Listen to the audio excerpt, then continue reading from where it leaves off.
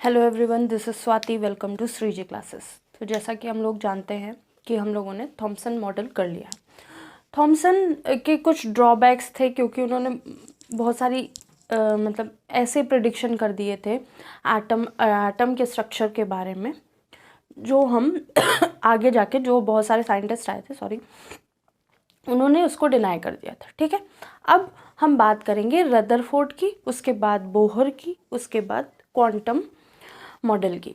ठीक है, तो रदरफोर्ड ने क्या किया, एक सोर्स लिया। ठीक है, ऐसा कोई सोर्स लिया। ठीक है, उस सोर्स के अंदर क्या रख दिया, रेडियो एक्टिव मटेरियल रख दिया। ऐसा रेडियो एक्टिव मटेरियल जिससे अल्फा पार्टिकल निकल रहे थे। ठीक है, और से अल्फा पार्टिकल्स निकल रहे थे। अब जब अल्फा पार्टिकल्स निकल रहे थे तो क्या हो रहा था, वो एक गोल्ड फॉइल पे, जिसके चारों तरफ क्या था, स्क्रीन बना रखी थी उन्होंने, गोल्ड फॉइल पे टकरा रहे थे। एक पतली सी गोल्ड फॉइल ले रखी थी और ये सारे रेडिएशन इसी फॉइल पे टकरा रहे थे। ठीक है, तो रदरफोर्ड ने एक्सपेरिमेंट ऐसे किया और फिर उसके बहुत सारे क्या निकाले, कंक्लूजन्स निकाल दिए।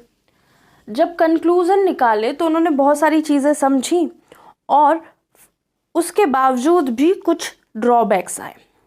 ठीक है, तो थॉमसन के मॉडल में क्या था, थॉमसन ने कहा था कि जो क्या कहते हैं, हमारा एटॉमिक स्ट्रक्चर है वो एक पुडिंग की तरह है, मतलब वाटरमेलन की तरह है, और जो उसका पिंक वाला मटेरियल है वो क्या है, हम पूरा पॉजिटिव है, पॉजिटिवली उसमें क्या कहते हैं चार्ज है, और जो बीज हैं या फिर जो नट्स पड़े हैं पुडिंग के अंदर वो कैसे हैं, नेगेटिवली चार्ज है। ठीक है, तो ये सारी प्रेडिक्शन किसकी थी, थॉमसन की। जब थॉमसन ये कर रहे थे तो थॉमसन ने कहा कि जो इलेक्ट्रॉन्स है ना वो पूरे में फैले हुए हैं, और जो हमारा क्या कहते हैं पुडिंग है या वाटरमेलन है वो पूरी तरह से न्यूट्रल है, इलेक्ट्रिकली न्यूट्रल है। लेकिन जब थॉमसन आए तो थॉमसन ने कुछ ऐसा एक्सपेरिमेंट कर दिया। अब जब ऐसा एक्सपेरिमेंट किया तो उन्हें समझ में आया कि ये जितनी रेडिएशंस जा रही हैं वो सारी रेडिएशंस क्या कर रही हैं, गोल्ड फॉइल को एक तरह से भेद कर या फिर पास थ्रू होकर स्क्रीन पे चली जा रही हैं। तो फिर उन्होंने एक और कंक्लूजन किया इसमें कि बहुत सारी रेज ऐसे सीधे निकल जा रही हैं, और जैसे अगर 100 रेज निकल रही हैं या 100 रेडिएशंस निकल रही हैं तो वो सारी रेडिएशंस कैसी हैं,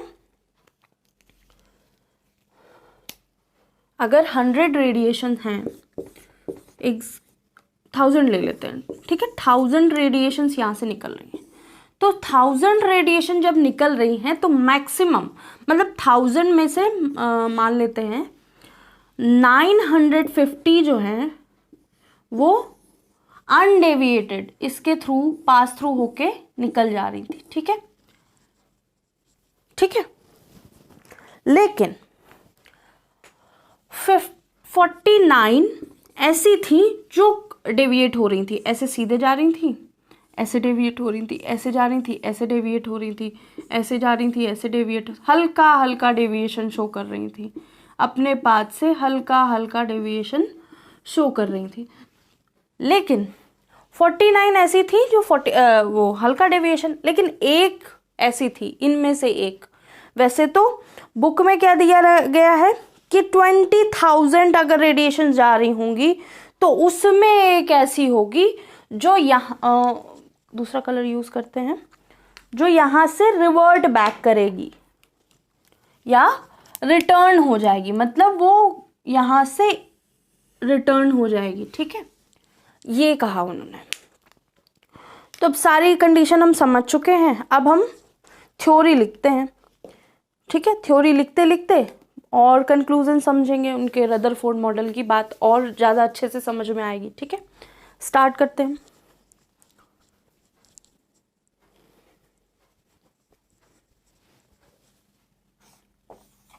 रदरफोर्ड्स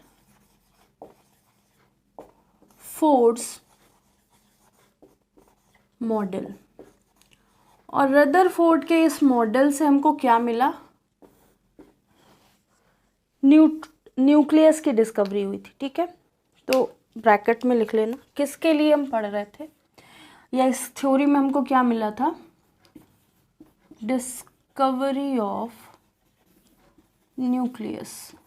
ठीक है, फिर से हम एक बढ़िया सा फिगर बनाते हैं और उस फिगर को फिर से समझेंगे, और फिर एक कभी रफ आइडिया दिया था, अब फिगर समझने के बाद फिर से थ्योरी लिखेंगे। ठीक है, तो इस थ्योरी के और नाम जो हैं वो पहले लिख लेते हैं। रदरफोर्ड एक्सपेरिमेंट बोलेंगे, रदरफोर्ड मॉडल बोलेंगे, या अल्फा स्कैटरिंग मॉडल। ठीक है, और क्या बोल सकते हैं? अल्फा स्कैटरिंग मॉडल और गोल्ड फॉइल एक्सपेरिमेंट। ठीक है, गोल्ड फॉइल एक्सपेरिमेंट, ये इसके 3 नाम कॉमनली बोले जाते हैं। ठीक है, तो अब हम डायग्राम बनाते हैं एक अच्छा सा। क्या किया? एक चैम्बर जैसा बनाया रदरफोर्ड ने, जिसमें क्या रख दिया? रेडियो एक्टिव मटेरियल, जिससे अल्फा पार्टिकल निकल रहे थे। ठीक है, चैम्बर ऐसा बनाया कि एक जैसी ही रेज निकले। ठीक है, टकरा के जैसे भी। तो यहाँ इन्होंने रेडियो एक्टिव मटेरियल रखा जिससे रेडिएशंस निकल रही थी। ठीक है, रेडिएशंस कैसी निकल रही थी? ये जो चैम्बर था वो क्या था? Lead chamber. ठीक है, लेड चैम्बर। ज़्यादा छोटा तो नहीं है अक्षर।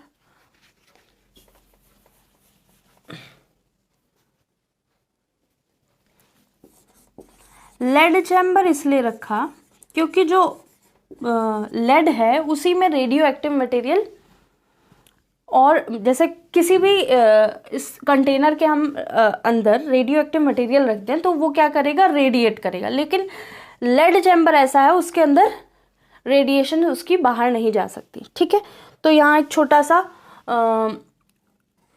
यहाँ पे क्या करा इन्होंने? होल जैसा बनाया और वहाँ से सारी रेडिएशंस सीधे जाने लगी। ठीक है, ऐसे निकलने लगी रेडिएशंस, ऐसे सीधे जाने लगी। ये हटा देते हैं, ये होल छोटा सा ही मानिएगा। ठीक है, यहाँ से ऐसे से सीधे रेडिएशंस जाने लगी। अब जब रेडिएशंस जाने लगी तो यहाँ पे इन्होंने क्या रखा? एक गोल्ड फॉइल रखी। यहाँ पे गोल्ड फॉइल रखी, बहुत थिन गोल्ड फॉइल थी, और उस गोल्ड फॉइल के आसपास क्या कर दिया? स्क्रीन रख दिया। ठीक है, स्क्रीन बोल सकते हैं, ZNN स्क्रीन, ZNS स्क्रीन। ठीक है, इसको भी, क्योंकि उस पर क्या होगी? शेडो पड़ेगी, शेडो पड़ेगी तो हमको पता चलेगा हाँ ये स्ट्राइक कर रहा है इस पर। ZNS स्क्रीन है। ठीक है, ये सारी रेडिएशन ऐसे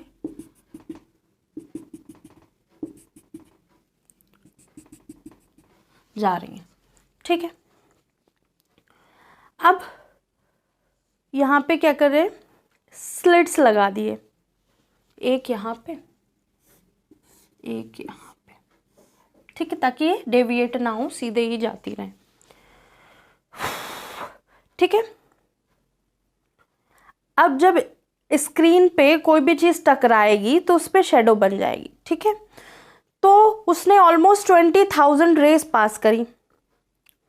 ठीक है, और जो 20,000 रेस थी वो सब सीधे जा रही थी, उनमें से केवल एक ऐसी थी जो रिवर्ट कर रही थी या रिटर्न हो रही थी। ठीक है, ऐसे ही गई थी, मतलब इसके जाने का साइन ये और आने का साइन ये। ठीक है, और काफ़ी ऐसी थी जो हल्का हल्का हल्का हल्का हल्का डेविएट कर रही थी, ठीक है। यहाँ से क्यों गोल्ड फॉइल से डेविएट करेंगे ना, थोड़ा सा गलत हो गया। यहाँ से टकरा के यहाँ आई,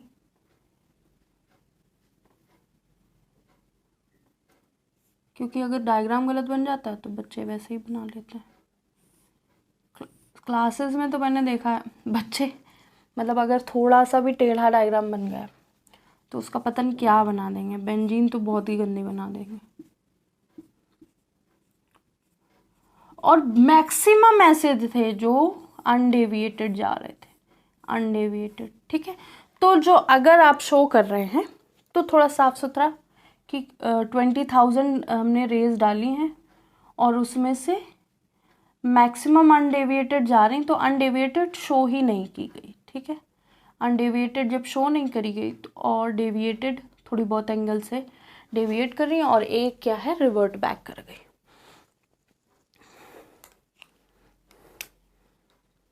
ठीक है, तो ये डायग्राम हो गया। अब हम थ्योरी लिखते हैं। अब इसमें और कुछ लिखने की ज़रूरत नहीं है, डायग्राम परफेक्ट है, ठीक है। 1 मिनट देते हैं, आप इसको कंप्लीट कर लीजिए।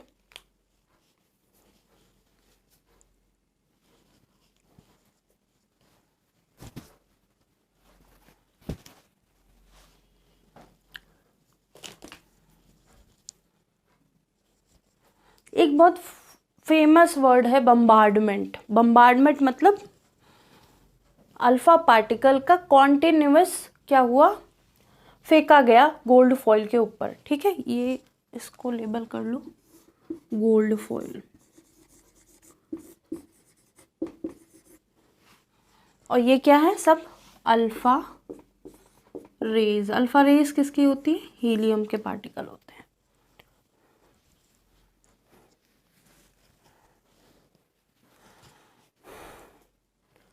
आई थिंक ये डायग्राम हो गया होगा। अब हम पूरी थ्योरी लिखते हैं और उसके बाद ड्रॉबैक लिखेंगे। थ्योरी का मतलब क्या, मतलब कंक्लूजन। कंक्लूजन ज़्यादा ज़रूरी है, ठीक है। ये जो प्रोसेस बोला अगर लिखने को आए तो लिख सकते हैं आप, अगर बोर्ड में लिखने को आ रहा है तो उसको आप शॉर्ट में लिख सकते हैं। और कंक्लूजन करेंगे अब, ठीक है। स्टार्ट करते हैं।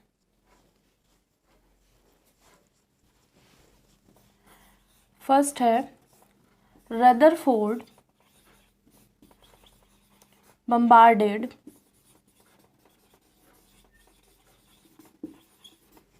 अल्फा पार्टिकल्स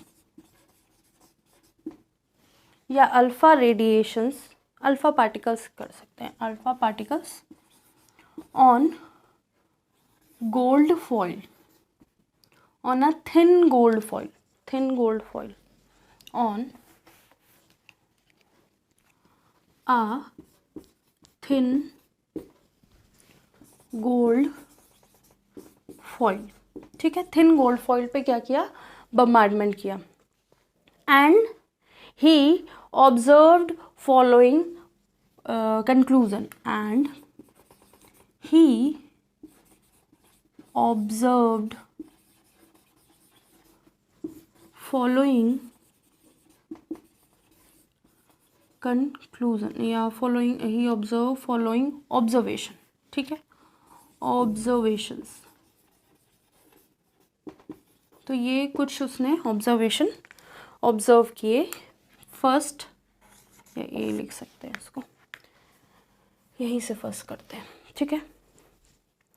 तो पहला क्या इसने ऑब्जर्व करिए कि most of alpha particle pass through the foil without deviation. साथ में ऑब्जर्वेशन और कंक्लूजन भी लिख देंगे, ठीक है। तो क्या लिखेंगे इसमें, पहली चीज most of the alpha particle pass through the foil without deviation, या स्ट्रेट चले जाते हैं। Most of the alpha particles pass through the foil without any deviation, किसी भी डेविएशन के बिना मैक्सिमम क्या थे, सीधे ही चले जा रहे थे। तो इससे कंक्लूजन क्या मिला कि जो गोल्ड फॉइल का है बहुत सारा जो बहुत स्पेस है, लार्ज स्पेस इज एम्प्टी, तभी तो जब वहाँ कोई चीज़ ही नहीं है तो रेस क्या चली जा रही, सीधे चली जा रही हैं, अल्फा पार्टिकल सीधे चले जा रहे हैं। तो there is some empty space या लार्ज स्पेसेस एम्प्टी, ठीक है।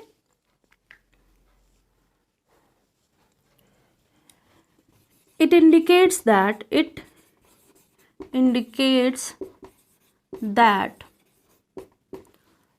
large space is empty, ठीक है। large space is empty in it या in gold foil, in it। Second क्या है,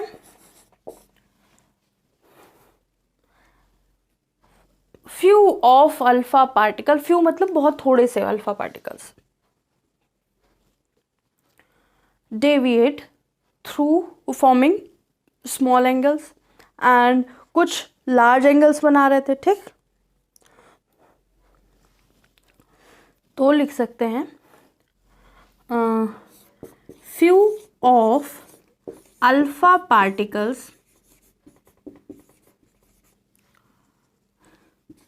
deviate by making small angles and large angles या तो आप ऐसे लिख सकते हैं या ऐसे लिख सकते हैं, ठीक है। deviates by making small angles and large angle after क्या था, after colliding with the foil, after colliding with the foil। कौन सी, गोल्ड फॉइल, ठीक है। आई थिंक यहाँ तक हो गया होगा, लास्ट का नहीं दिख रहा है। विद द फॉइल लिखते हैं इधर, विथ द फॉइल। अब इसका इंडिकेशन क्या था, इसका मतलब देयर इज सम कंसंट्रेटेड या highly positively charged body is inside the nucleus, ठीक है, या is inside the atom of the gold foil. तो इसका मतलब क्या है, it indicates that there is some positively charged body in the atom, indicates that it indicates that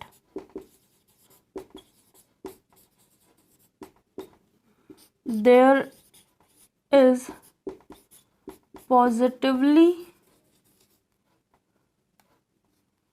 charged, देख रहे हैं लिख जाएगा, नहीं तो रब करके लिखवाएंगे point.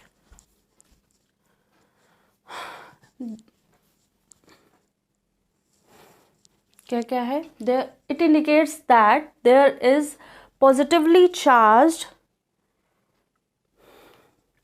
body inside the atom, body inside atom, inside atom तो लिख सकते हैं आप इजीली, ठीक है। अब हम थर्ड पॉइंट की तरफ बढ़ते हैं। थर्ड पॉइंट क्या था कि वेरी फ्यू अल्फा पार्टिकल, 10,000 में 1, 20,000 में 2, 1, 2, 3, ठीक है, वो ऐसे थे कि जो जा रहे थे अल्फा पार्टिकल्स वो डायरेक्टली 180 डिग्री लौट आ रहे थे, ठीक है, 180 डिग्री वापस आ रहे थे या 180 डिग्री से डेविएट कर रहे थे। ये 2 degree, 4 degree, 5 degree, 10 degree, 20 degree, 50 degree से डेविएट हो रहे थे, लेकिन जो दो चार ऐसे थे जो पूरे ही बैक आ जा रहे थे, ठीक है।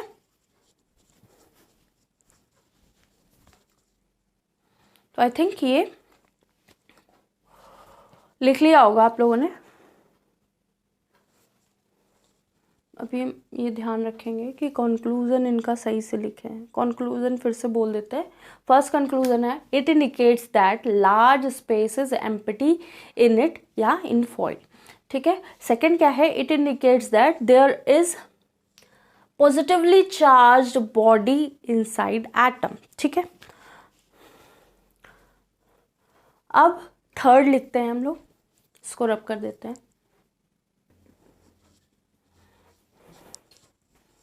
तो थर्ड क्या था, थर्ड है a very few alpha particle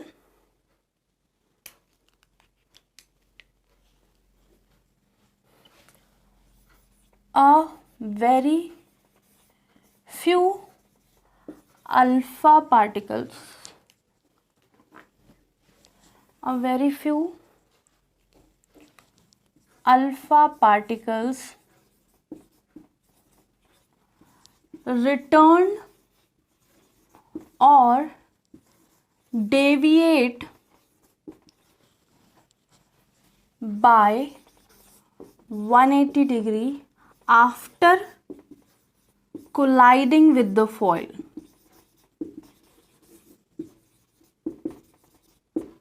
ठीक है। या रीट्रैक बोल देंगे, अपने ट्रैक से क्या कर रहे हैं, ट्रैक चेंज कर लिया, कुछ भी वर्ड यूज कर सकते हैं, ठीक है। तो वो चीजें ध्यान रखिएगा।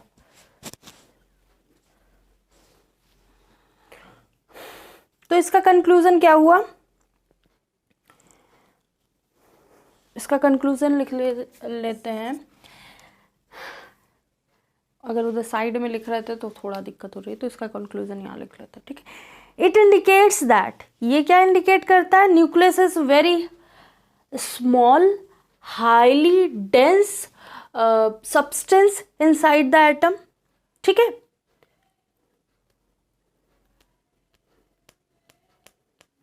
ठीक है, तो लिख लेते हैं it indicates that, it indicates that the nucleus is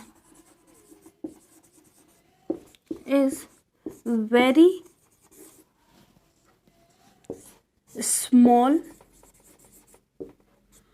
highly concentrated,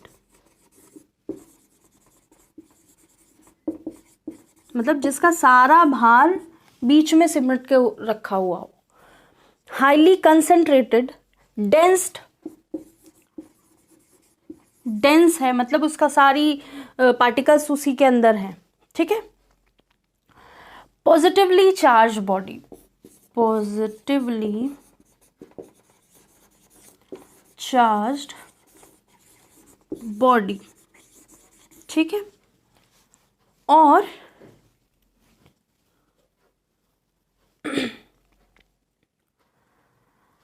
क्या है, एक large space around it. Second conclusion इसी में लिख लेते हैं, a large space around nucleus and electrons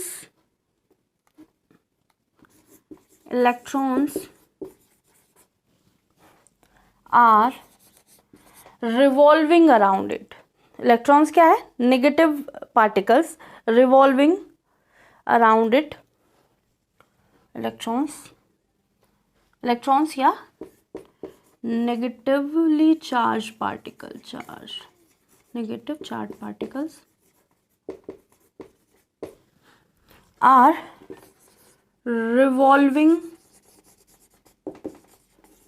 around nucleus, ठीक है।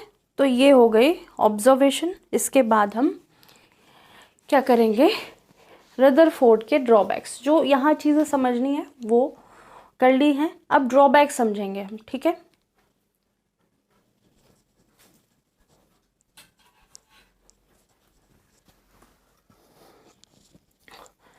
तो रदरफोर्ड ने बहुत सारी चीज़ें बता दी कि लार्ज स्पेस एम्प्टी है, थोड़ा थोड़ा डेविएशन भी हो रहा है, लार्ज डेविएशन भी हो रहा है, कम डेविएशन भी हो रहा है, और बहुत सारे एम्प्टी स्पेस भी है। लेकिन रदरफोर्ड ये नहीं बता पाए ये जो इलेक्ट्रॉन घूम रहे हैं ना, ये एनर्जी रिलीज कर रहे हैं कि नहीं रिलीज कर रहे हैं, कैसे रिलीज कर रहे हैं। तो बाद में जो कुछ लोग आए, साइंटिस्ट आए, उन्होंने कहा कि अगर ये इलेक्ट्रॉन्स घूम रहे हैं तो कुछ एनर्जी रिलीज कर रहे होंगे, और एनर्जी रिलीज कर रहे हैं, घूम घूम के लास्ट में मर के न्यूक्लियस में गिर जाते होंगे। तो ये सब वो क्या रदरफोर्ड एक्सप्लेन नहीं कर पाए अपनी थ्योरी में।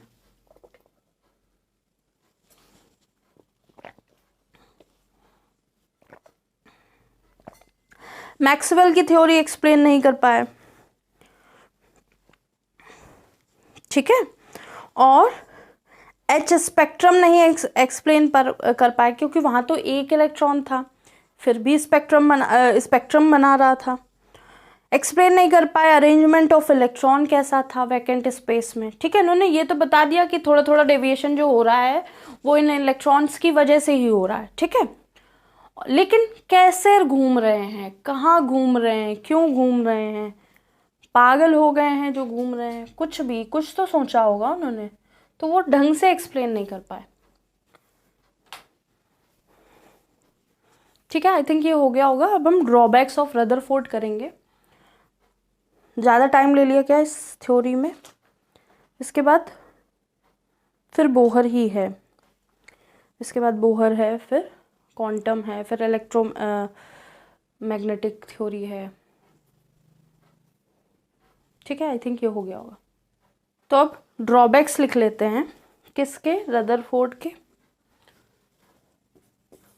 ड्रॉबैक्स मतलब लिमिटेशंस या कमियां जो रदरफोर्ड ने नहीं अच्छे से एक्सप्लेन करी। लिमिटेशन, तो लिमिटेशन बहुत अच्छे से आती हैं, कंक्लूजन भी आता है, ठीक है।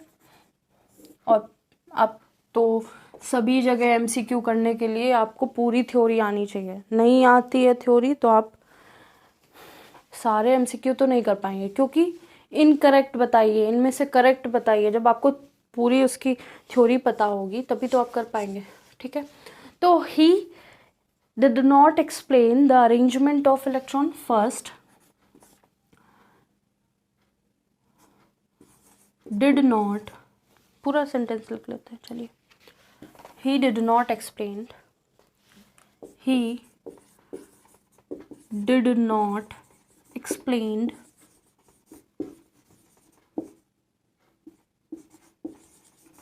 the arrangement of electron around the nucleus,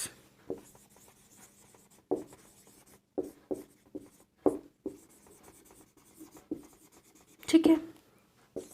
फिर उन्होंने मैक्सवेल की थ्योरी एक्सप्लेन नहीं कर पाई थी, जो इलेक्ट्रोमैग्नेटिक रेडिएशन के ऊपर थी,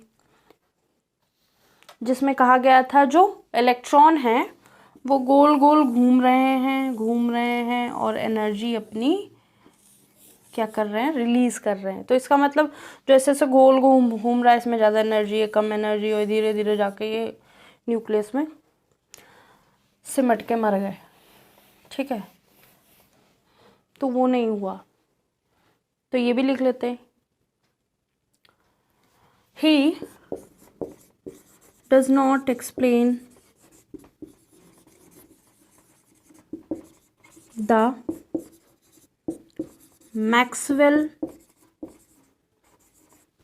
theory of electromagnetism,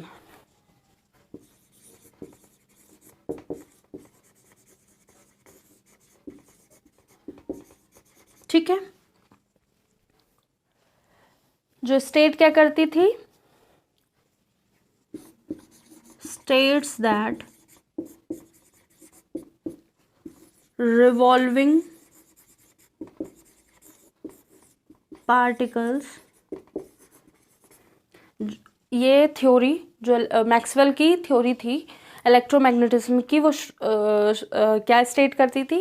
states that the revolving particles या revolving object in acceleration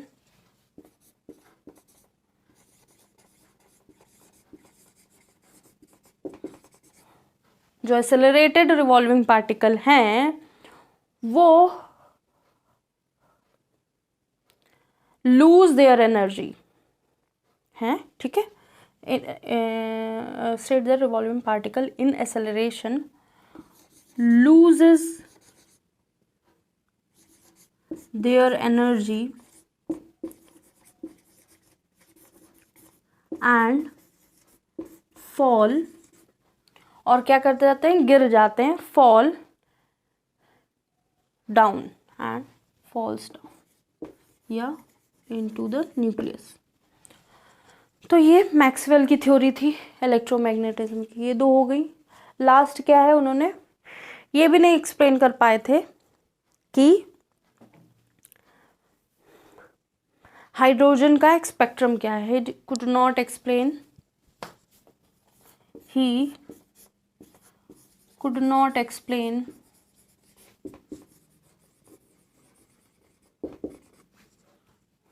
the hydrogen spectrum, hydrogen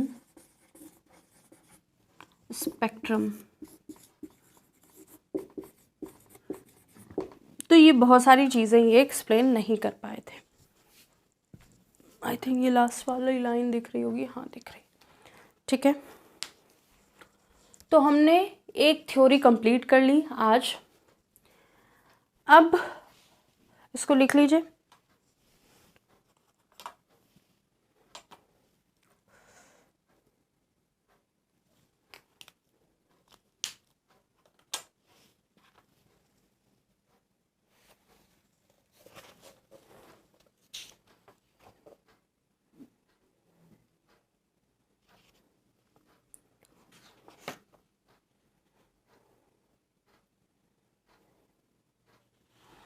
अब हम इलेक्ट्रोमैग्नेटिक रेडिएशंस पढ़ेंगे, वेव नेचर ऑफ एटम पढ़ेंगे, क्योंकि एटम का तो डुअल नेचर होता है, ठीक है।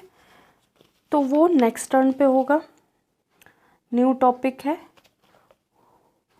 पूरा एक्सप्लेन करेंगे इलेक्ट्रोमैग्नेटिक रेडिएशंस या wave nature of electromagnetic radiations.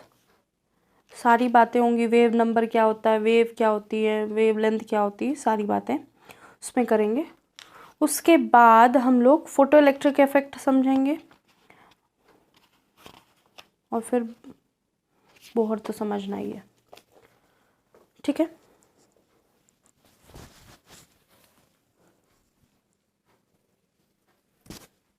हो गया।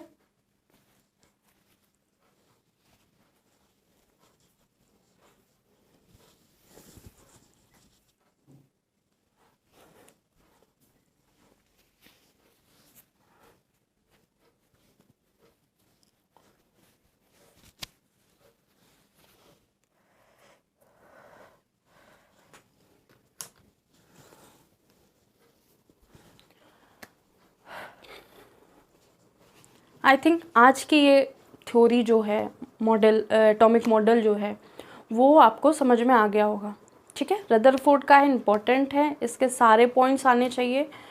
और जो थ्योरी समझी है उसमें कोई भी दिक्कत हो तो आप कमेंट कर सकते हैं, फिर से एक्सप्लेन कर दी जाएगी नेक्स्ट क्लास में। और आज के लिए इतना ही। लाइक एंड सब्सक्राइब ज़रूर कीजिएगा, सजेशन दीजिएगा आपके जो भी हैं। और क्या कहते हैं, ये जो क्लास है 11th की और 12th की, वो सेकेंड चैप्टर ऑलमोस्ट दोनों के स्टार्ट हो चुके हैं। इसका सेकेंड चैप्टर चल रहा है 11th की, ठीक है, एटॉमिक स्ट्रक्चर। इसके बाद 2 स्ट्रक्चर हैं और थोड़ी थोड़ी थ्योरीज़ हैं, वो समझनी बहुत ज़रूरी है। वो आगे हमें फर्दर हेल्प करेंगी और थ्योरीज़ पढ़ने में, ठीक है। आज के लिए इतना ही। Thank you.